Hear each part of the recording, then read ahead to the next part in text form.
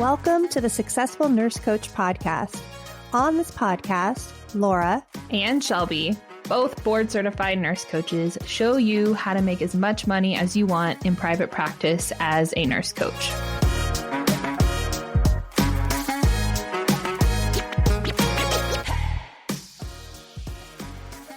All right, and welcome to the Successful Nurse Coach podcast. It is Shelby and me here today. We are so excited for this episode. We were just planning it right before, which is what we do. And we realized it's the longest planning session we've ever had before an episode. And so secretly, we think it's going to be one of the best. And it's relevant to our newbies that just started in the mentorship. It's relevant to our mentorship that's going to be finishing up in June. We have really broken down, and what the topic is the short game versus the long game. And we're going to break down what the short game is, kind of define it, what some of those activities look like, and then what the long game is, which is slightly different, and what we see nurse coaches wanting to do and how it actually is best to place these two strategies. Mm-hmm. Both of these approaches are important, but they kind of, like, the short game is more important in the beginning, and you should be spending more time in short game activities versus long game activity. But there does come a time a few years down the road where you almost solely focus on long game activities. Now where Laura and I are at, we are not actively putting out fires every day. We are not actively changing our programs every month even. We just really get to focus on long game, longevity, sustainability, and tweaking our practice and focusing on things that allow us to do that. But for the first, several years, we were definitely in short game mode all the time. So we want to take some time here today just to differentiate between the two and point out some points of resistance, because we notice, and we've fallen into this trap too. So I don't want to make it seem like Laura and I just magically avoided all of these learning opportunities, but a lot of people like to avoid the short game and just go to long game stuff. And so we'll get into why we think people do that. But let's start with short game. So the short game is, I don't love like hustle culture or urgency culture, but this is the hustly part of your practice. This is when you first started. This is definitely the first year where you should be spending at least 80% of your time. And this is all messy action stuff. How many powerful conversations can you get on the books? How many connections can you have? We don't want you to be up at midnight Facebook messaging people or calling doctors' offices, like burning the midnight oil. But this is like where you should be tracking how many connections and powerful conversations and proposals that you are having. Those are like classic short game activities. And yeah, we can get into some examples here, but like, I just want to acknowledge that the short game is highly uncomfortable, especially right out of the gate. Yeah. And we haven't seen anyone be successful who didn't have a season of hustle. Mm-hmm. So this is it. Like, the season of hustle is the short game. It is not sustainable. You aren't going to have to do it forever. Don't let your brain start telling you that, but get prepared to have a hustly part of your practice for the first year to 2 years. And everybody's different. You'll get to a place where you get to do more long game things, which is really, I think, what we all thought it was going to be when we first started. I know I went right to long game stuff when I first started. I thought it was going to be fun and feel good. And then I realized I was doing all the wrong activities that would actually create clients, because if you're not coaching, you don't have a business. So if you're doing all long game, but you have no paying clients or no calls on the books, then you're completely missing the point. And it's just really interesting to look at it from this perspective now in this frame, is that 80% of the time, it's not like you have to work a lot of hours, but the hours that you do work have to be doing these very predictable things that make people uncomfortable. Mm-hmm. Yeah. So we aren't necessarily telling anybody who's been a listener of this podcast really anything new here, right? It has always been very clear that Laura and I, especially within the mentorship and the preceptorship, we focus pretty hard on like, how many people have you connected with this week? How many calls have you had? How many proposals have you had? What is your conversion rate? Because that is the only piece that matters in the beginning, right? You need a functioning email, a functioning bank account, and like a practice better setup. And then like everything else is connecting with humans, serving humans really powerfully. And some other things that feed into the short game are doing social media posts with really strong calls to action, right? Showing up consistently.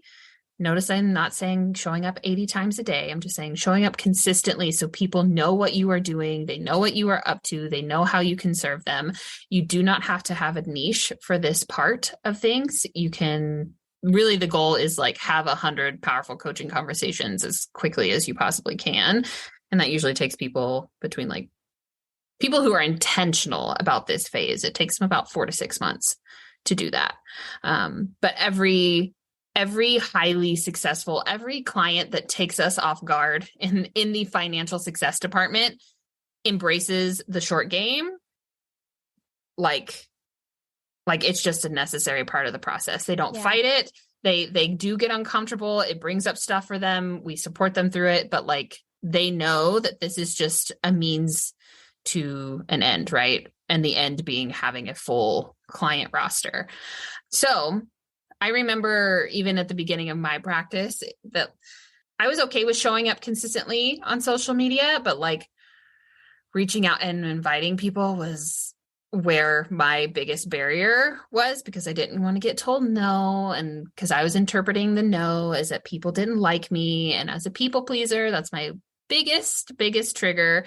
So like this does bring up like some programming for people that we get to, that's why it's so helpful to have a coach during this time is basically what I'm getting at here. Because it sounds easy on paper, like go have 100 coaching conversations and you're like, hell yeah. And then you like sit down to do it and you're like, that's this. I don't want to do it. Yeah. It's the hardest part, and it's the rite of passage, and there's no softer, easier way. And as we are moving into our 5th year of business with a different mentor, like it just gets reiterated to us in 1,000 different ways. And I hear different industries talking about this. Like I think that what we're talking about, long game, short game, applies to any industry, not just the coaching industry. It's just being an entrepreneur in general. Mm-hmm. And like we have to embrace the suck. We just have to embrace the journey and get excited about marking off how many conversations we have instead of getting dopamine from immediate gratification from our bank account. We have to get our dopamine hits from something else. And we have control over how many people we invite, and we have control over what actions we take. We don't have control over what people pay us in the first year. Mm-hmm. I mean, ever really. But another great short game for people building their practice in person and not just online would be to begin hosting monthly workshops or events in your city, inviting participants into coaching calls within 48 hours after the event. So using like a meetup or promoting like a mindfulness workshop or healthy eating workshop or whatever you're into to begin to put you as a leader in your community so that people know who you are, what you do.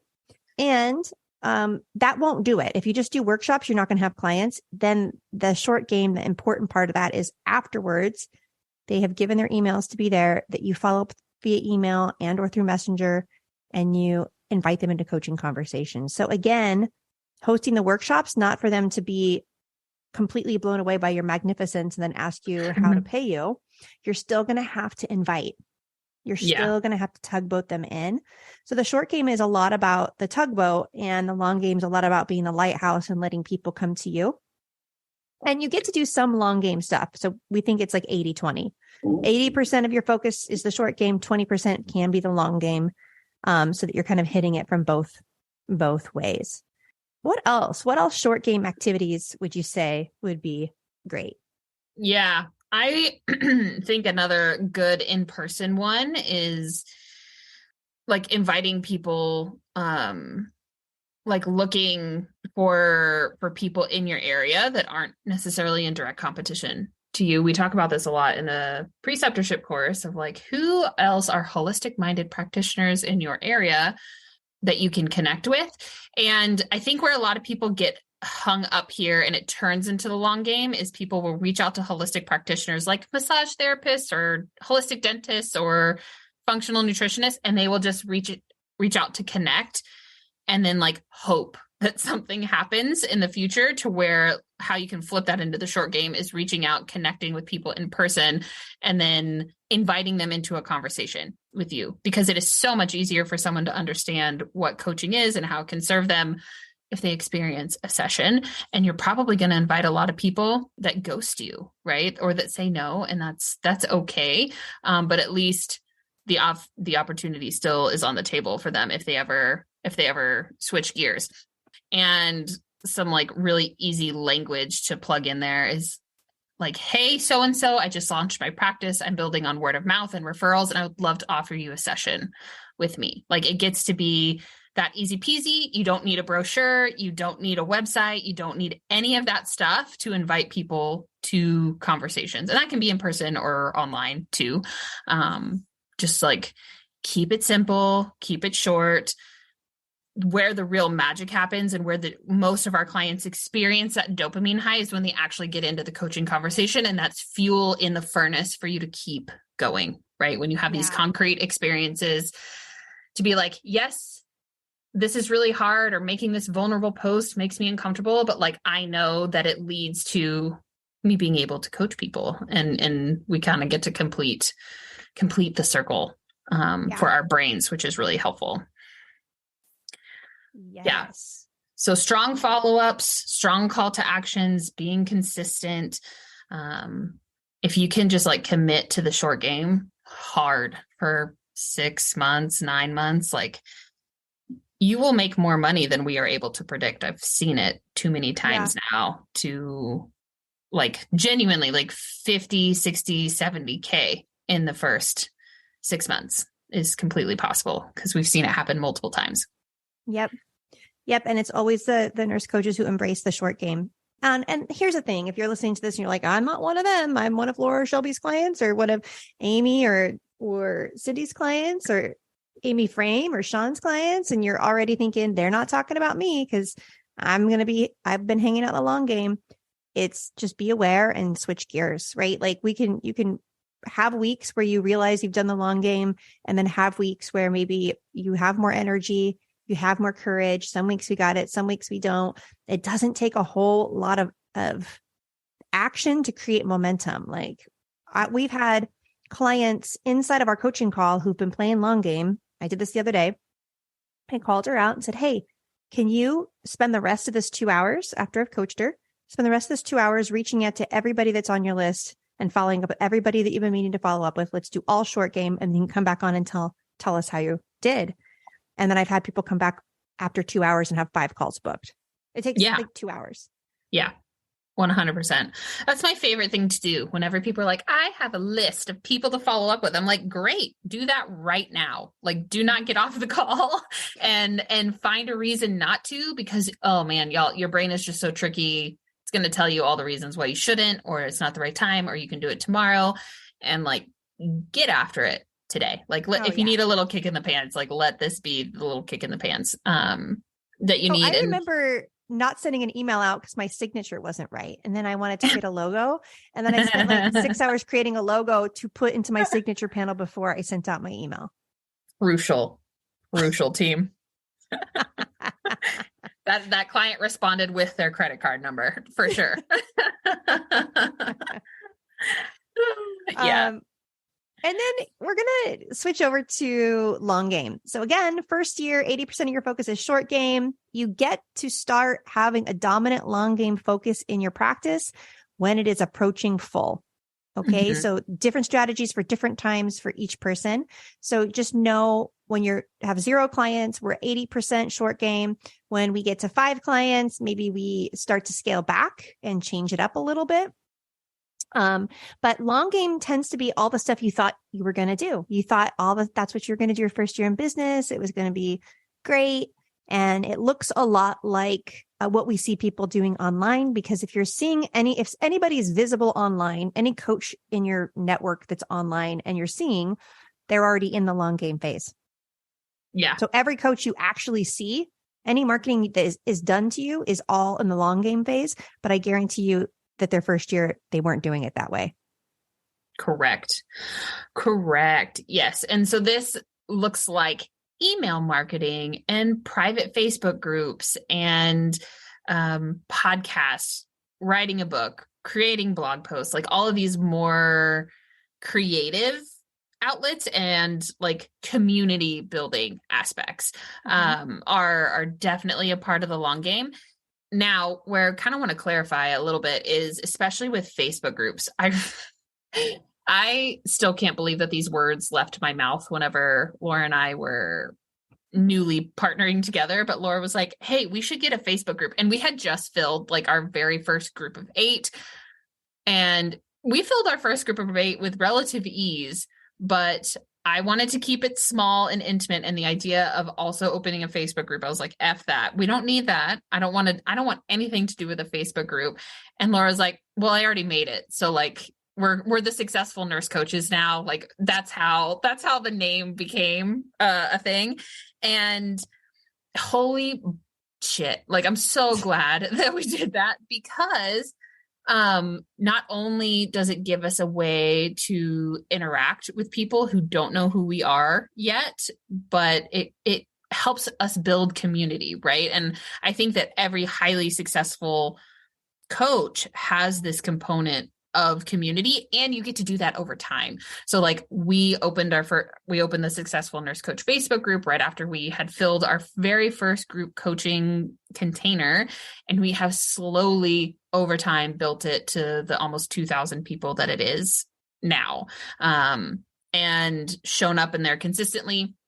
But to be honest, like our Facebook group, even today, we have systems in place that be a well-oiled machine, but it's not our primary focus. Like it's not the first thing I dive into whenever I open up my computer.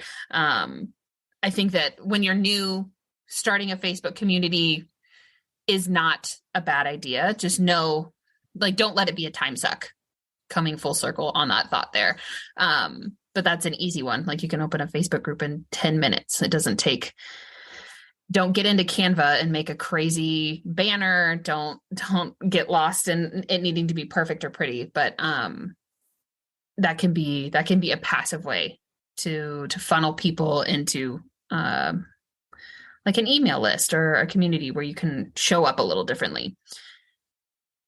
A little bit more of creative outlets that our coaches that we work with usually start tinkering with between year 2 and year 3 are podcasts, is email marketing, depending on how big your social circle is or your community is. They start partnering with local businesses or other groups within their community to be in service. We have a client that recently graduated working with us, and she's been showing up so consistently online that somebody else in her community reached out and was like, hey, can you host a day retreat for this specific group of people? And she didn't have to do anything, right? She just set her price and was able to show up. But that wouldn't have happened had she not spent 2.5 years like laying the foundation. And that person that reached out to her was like a total stranger. She didn't have any connection with her before.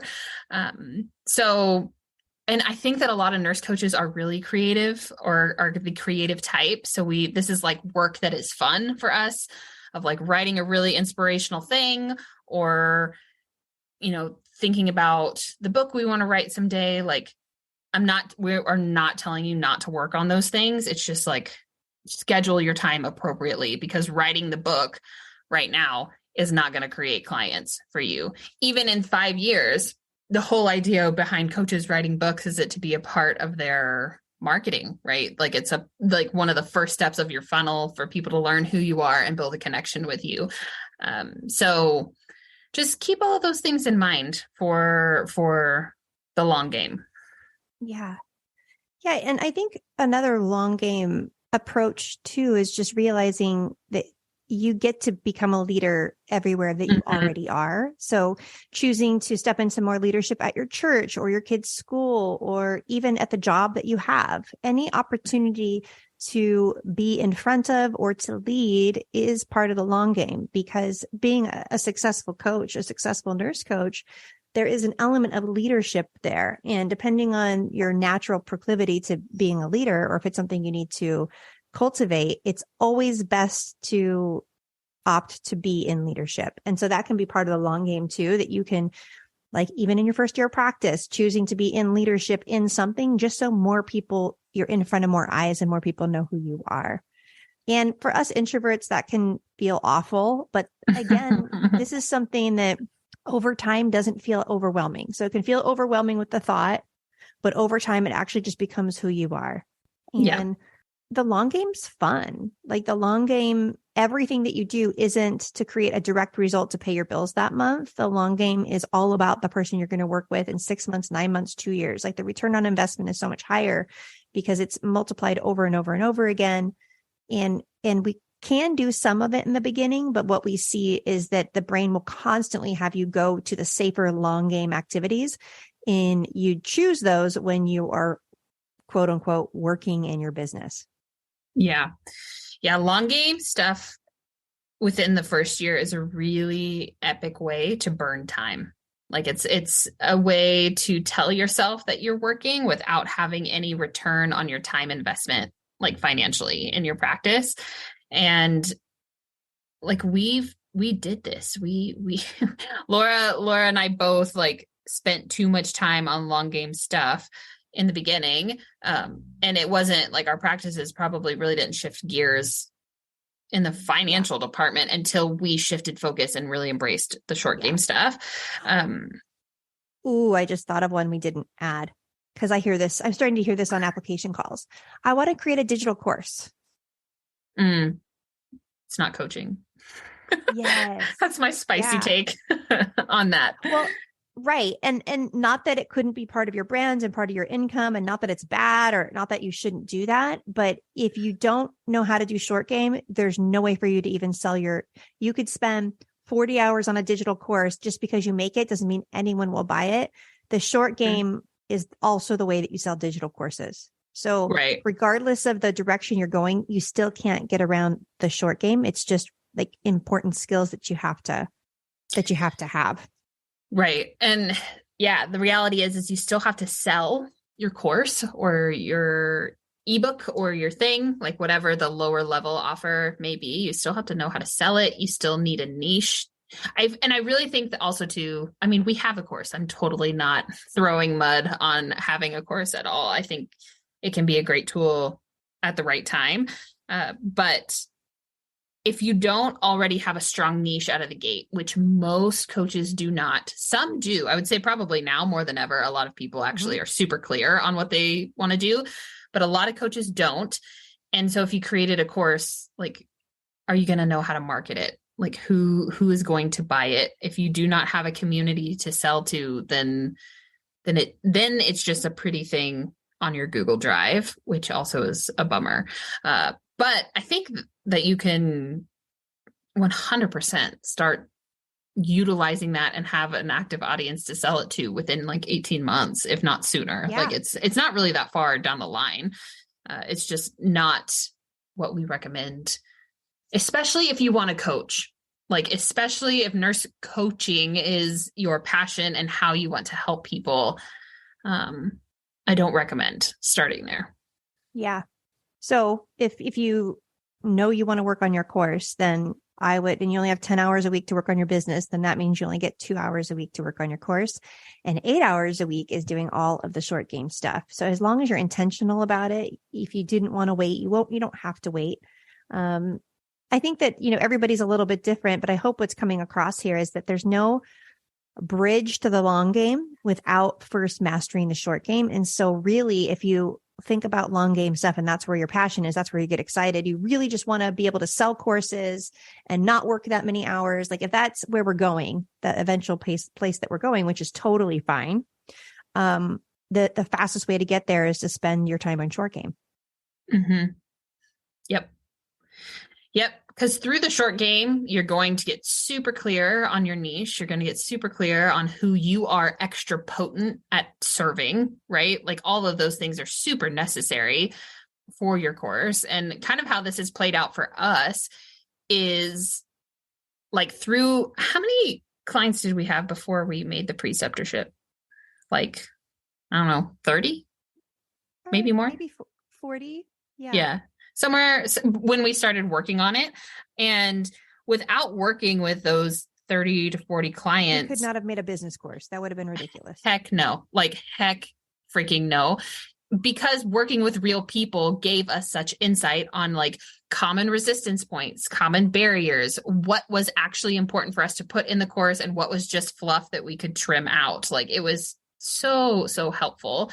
And we also learned a lot about ourselves too, of like who we really enjoy working with as well, right? Like who were our A teamers, who were our B teamers, and who was like I don't like to rank our clients because I genuinely have enjoyed helping everybody, but like I think that we have an affinity for like if you want to create X type of practice, that gets me super excited to where like if you want to create an in-person practice or a functional med practice, like there might be a better resource for you. Like we really enjoy helping online based coaches who really step into like the transformational coaching, the mindset work, the life transformation, the deep inner work. That's who we like to support.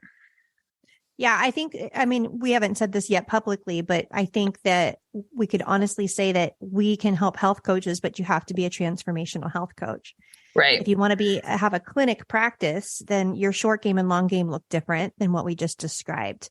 If you want to be seen as a clinician, that people come to you and you tell them what to do and you prescribe treatment plans, that's not the transformational space. That's a medical practice. And not that you can't change people's health through transformation. You absolutely can, which is why I love this. Is why I got involved in this. But if you're looking at being an expert and not an agent of change, then our method's probably not the cleanest, fastest method to get you to where you want to go. And we wouldn't have known that actually until now. Like we're still learning. We need to probably go into the preceptorship and update it sometime this year because it's changed, because we have more data. And so from a perspective now of looking back, every client you ever work with will help you create that intellectual property that you want. And it's not just the nurse coaches that Shelby and I worked with, it's all the other clients that we worked with too. And it was the sales process of being with all those other clients that taught us what we needed to know. And you can't learn without action. You know, my husband is reading all these real estate books and I'm listening to like real estate podcasts and I'm like, it's just like coaching. It's just another cult. Like it's the real estate cult. You have the nurse coach cult and you have the real estate cult and it's everything they say is exactly the same. Clarity comes through action, short game versus long game. You got to suck. You got to be willing to have deals that go bad. You have to be willing to lose money. You have to be willing to fall flat on your face. You have to create relationships. Like it's anyone who's nailed it in that industry has the exact same qualities and or strategies as coaches that nail it in our industry. It's a trip to see all these different industries cross over. So who knows as an entrepreneur where you end up, but if you can focus on the short game for a year in private practice, it will completely change the trajectory of your entire life because the skills you'll have are translatable to anything you'll ever do. Yeah, for sure. Yeah. It's, I know that we're getting like a little all over the place here at the end, but I hope that this is resonating for people. And if you need like a good adjustment on your compass of where you're at right now, like the light bulb has gone off, you've been sitting in the long game and you're like, oh, maybe this is why I've had no return of investment since I've started. And then you can focus that energy somewhere else for just like, 12 months is not that long, team. It's really short. You can still work on long game stuff, but focusing the majority of your time elsewhere.